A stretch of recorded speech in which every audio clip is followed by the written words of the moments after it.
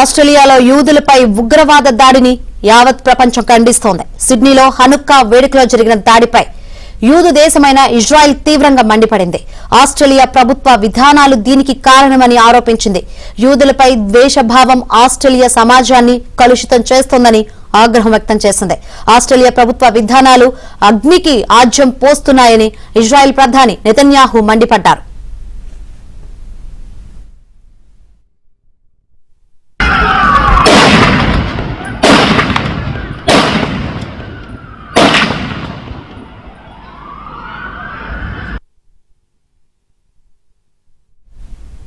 Australia జనాభా 2.8 కోట్లు.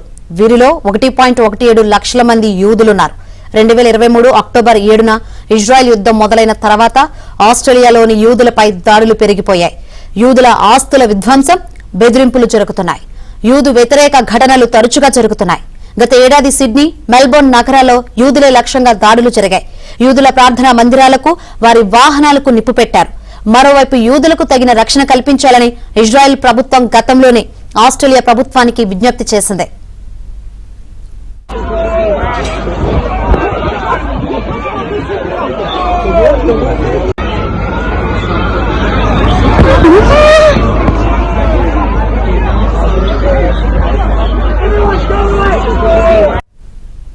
మూడు నెలల కింద పాలస్తీనాను ప్రత్యేక దేశంగా గుర్తిస్తున్నట్లుగా ఆస్ట్రేలియా ప్రకటించిన సమయంలోనే ఆ దేశ ప్రధాని ఆల్బనీస్ కు లేఖ రాసినట్లు గుర్తు చేశారు. నేతలు సరిగా స్పందించకుండా మౌనంగా ఉన్న యూదులపై ద్వేషం ఒక క్యాన్సర్ లా విస్తరిస్తుందన్నారు. ఆస్ట్రేలియాలోని యూదులపై ఉగ్రవాదులు అత్యంత నీచంగా, క్రూరంగా దాడికి పాల్పడ్డారని ఇజ్రాయెల్ అధ్యక్షుడు ఐసాక్ హెర్జోగ్ అన్నారు.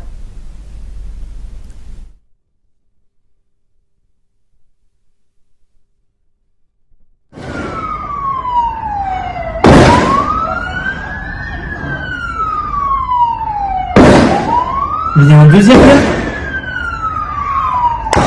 Mais c'est un malade. C'est quoi, c'est un vrai fusil? Oui, c'est un vrai fusil, on dirait.